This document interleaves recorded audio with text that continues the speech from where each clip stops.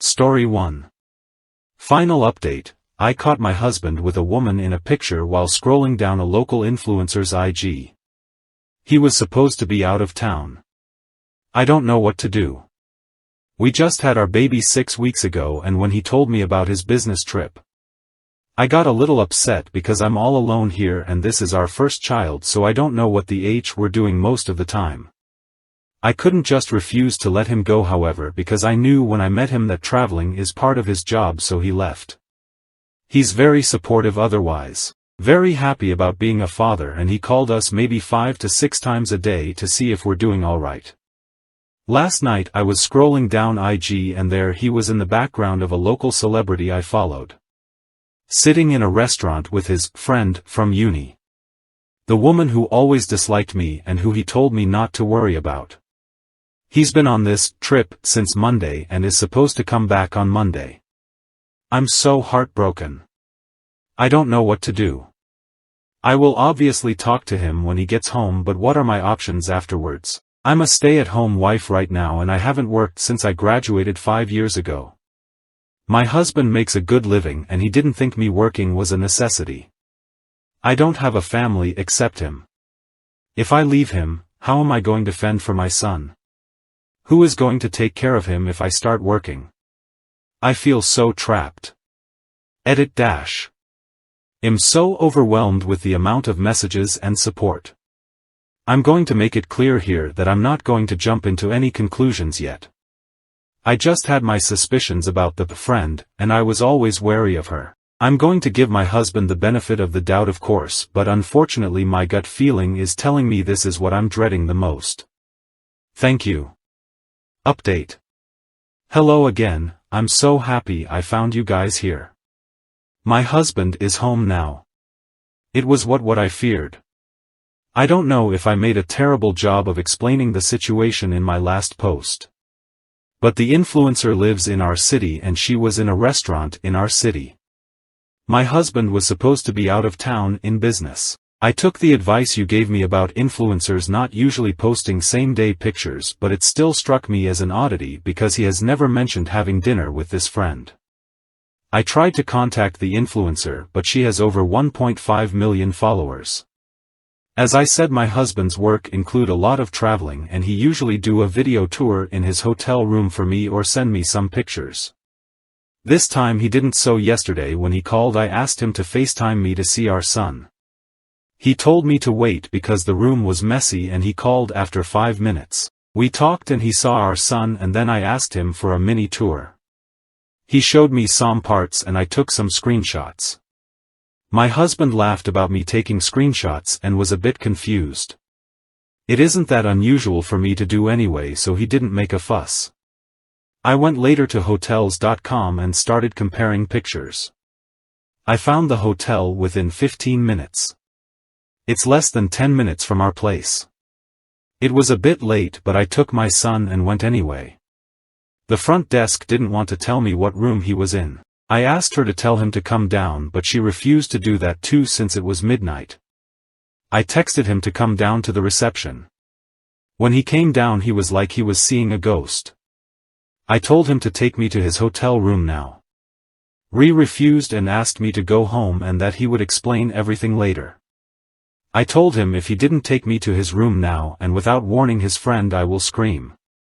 I don't know why I wanted to see her. It's like even after finding out he's been in town all this time and even after seeing the look on his face I still wanted to catch them to drive the message home, so my heart doesn't cave to his excuses and explanations that he was already starting on. He refused, however, to take me up. So I just left with my baby.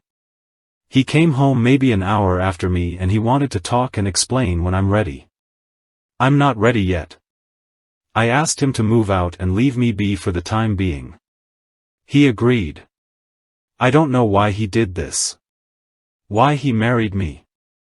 I'm 29 and he's 39. His mistress is 39. She's a single mom and they're more compatible and they get along very well. And they obviously love each other, so why didn't he just be with her instead and save us all the heartbreak? Honestly, what's wrong with people? More update dash. I'm sorry, I don't want to make any more updates. My husband has agreed to moving out of our apartment. Since we have a prenup, I'm essentially not entitled to anything, but he has offered the apartment since I have nowhere to go. I told him I needed more assurance that the apartment is for me and my son. He's going to transfer the deeds in my name, whatever that means. I'm also going to get alimony or allowance or whatever it's called until my son is old enough to start looking for jobs. All of this conversation was recorded. On Monday I'm going to talk to a lawyer to make sure what my husband promised me is going to happen. In return, he asked me for separation and not divorce for 2 years. I agreed. About the other woman. I don't know if it's worth my energy to find out more. They have been FWB when they're single but never had a relationship. They've known each other for 20 years. I didn't want to hear anything about them. I always had my suspicions. He made the usual excuses about her meaning nothing. It was a mistake, and this was their first time because he felt neglected because I wasn't as interested in him as before the baby. He swore he never slept with her during our marriage until this week. I don't believe him. If they end up together I wouldn't be surprised, even though he assured me it will never happen because he doesn't love her. OOP mentions in the comments that she is seeking a divorce lawyer soon, so hopefully another update based on her being active in the comments. So I've left the flare to ongoing. Update. Hi again. I wasn't planning a new update. I am so appreciative of all the support I've got here, but also I have received a big amount of hate. It's a small number compared with the majority of people who showed me support, but I don't know why it got to me anyway.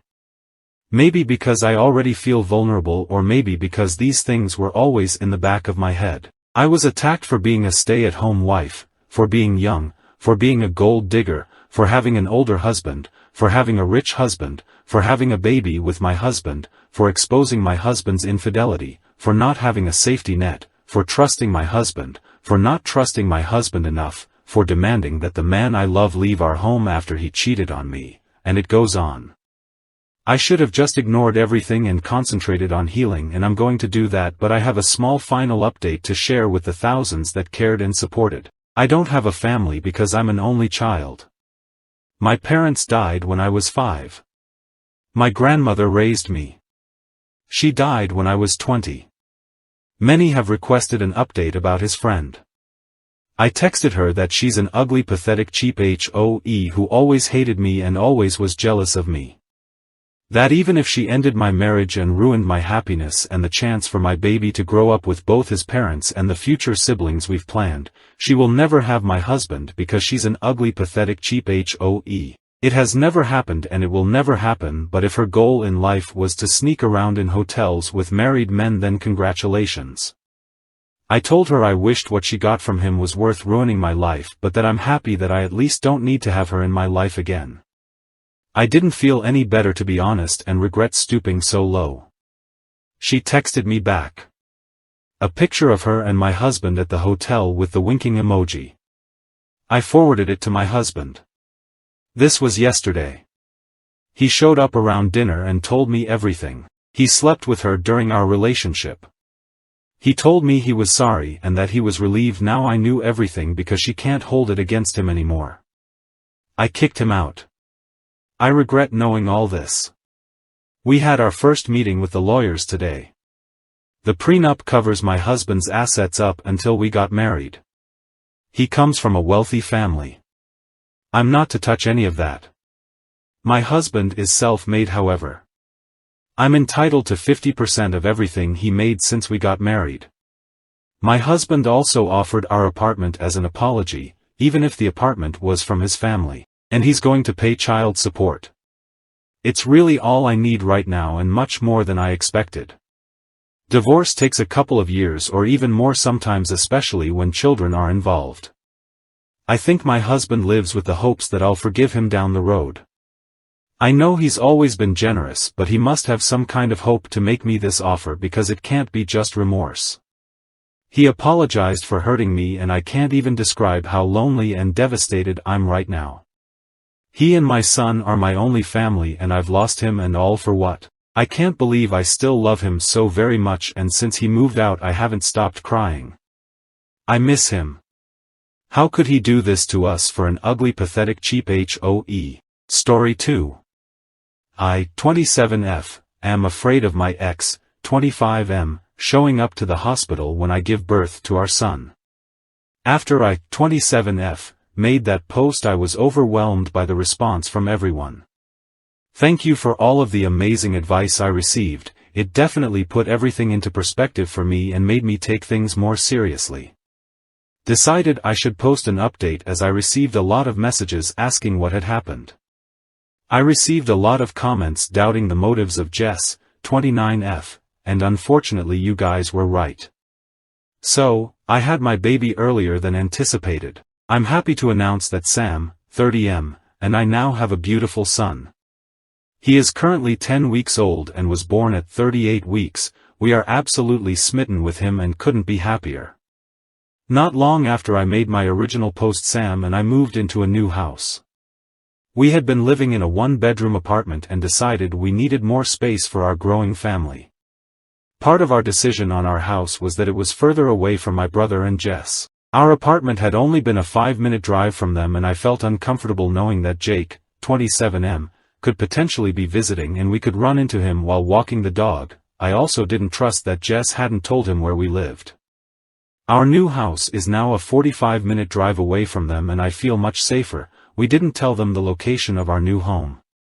We had been living in our new house for about a month with no issues. I heard from Jake's family that he was on an extended mental health hold at the hospital as his psychotic episode was not subsidizing and he refused to take his medication. I also warned them about his relationship with Jess and they seemed to take it seriously. They would keep an eye on them and told the hospital that she was not to be allowed visitation with him. My family stopped pestering me to forgive Jess. My mom had a heart-to-heart with me and finally understood why I had to cut my brother out. I didn't hear anything from my brother. Apparently my mom had stepped up and had a conversation with him about the severity of what Jess had done. It broke my heart to push my brother away as we had been so close. But after reading all of your comments I knew that I had to be responsible and keep my baby safe. Unfortunately things didn't stay so calm. After a few months I received a call from Jake. He had finally been released from the hospital and was embarrassed about his behavior at the baby shower. He told me he knew that the baby wasn't his. He cried and asked to speak with Sam. He wanted to personally apologize to him. Sam didn't want to talk to him. I told him I forgave him, I knew it wasn't his fault and that we should move on. I was also very firm with him and told him that under no circumstances would I let him be around me or my baby. If he tried to contact us I wouldn't hesitate to call the police. He accepted that and our conversation ended. About 2 weeks later Jake showed up at Sam's workplace, demanding to speak with him. They had a short conversation where Jake broke down in tears and begged to be forgiven. From what Sam told me he didn't seem to be stable. In his apology he said, "I'm so sorry for confronting you in public like that, I should have spoken to you privately. Clearly you didn't know the baby isn't yours and you were humiliated in front of your friends." Paraphrasing here. Sam didn't want to provoke him so said he accepted his apology and asked him to leave. Sam then called me to let me know what had happened. I was shattered. Obviously Jess had told him where Sam worked. I called Jake's family to let them know what had happened. They told me the next day he hadn't come home and were extremely worried. He wasn't meant to be driving as his license had been suspended. He had been caught speeding several times, but he had taken his mom's car without her permission. A few days later he was found by police in a building that was under construction, completely out of it and confused. He had driven 20 hours away from our town. He was taken to the local hospital and placed in their mental health ward. His family flew up to retrieve him. To this day I still haven't heard any updates on Jake. I assume he is still in a mental health facility. His family always updates me when he is released. After all of that my brother called me and asked if he could meet up with me for lunch one day. He sounded upset on the phone so I agreed. We met at a McDonald's. Then he told me all the crazy stuff that had happened with Jess. Apparently when Jake got out of the hospital, following the baby shower incident, he had shown up at their house to see Jess. My brother was really worried because he could tell that Jake was in a manic episode. He kept an eye on Jake while he visited and noticed that he was being extremely touchy-feely with Jess, who started to seem flirty with him as well. It made him really uncomfortable, so he made an excuse about him and Jess needing to go to a friend's house. When Jake left, him and Jess had a massive fight. He confronted Jess about the flirty behavior and she was extremely defensive. She flat out denied that she had been flirting or that Jake had been touching her at all. My brother decided to drop it. Not long after, we later realized this happened on the same day that he had gone to Sam's workplace. Jake showed up at their house again, but this time Jess was at work. My brother works from home. Jake told him that he was in love with Jess, confessed that they had been sleeping together and showed him a bunch of text messages between the two of them to prove that he wasn't making this up. My brother asked him to leave. When Jess got home, he confronted her. At first she tried to deny it but eventually confessed. She begged my brother to forgive her. She had realized after his outburst at the baby shower that she didn't love him. My brother was furious and told her to stay with her parents for a while. Ever since then he hasn't heard from her. It's been months now and it looks like things are over between the two of them. My brother feels terrible about what Jess did to me. Although I want to let him back into my life fully, I still don't trust that he won't eventually get back together with Jess. The two of them haven't officially broken up, and until that day comes I won't be sharing my address or photos of our son with him. So far my brother has met our son once at my parents' house. I still don't know why Jess decided to tell Jake about my pregnancy. But I'm so glad she isn't in our lives anymore. I haven't heard anything from her or Jake since. I'm constantly worried he could show up again. I've developed some strange OCD behaviors after it all, needing to check that all our doors are locked 5 times and touching all of the windows in our house before I can go to sleep. Other than that, things have been peaceful so far and Sam and I have been able to enjoy our new life as parents. TLDR, my ex and my SAL were having an affair. My ex still thinks that my baby is his. My brother and SAL no longer live together but haven't fully broken up yet.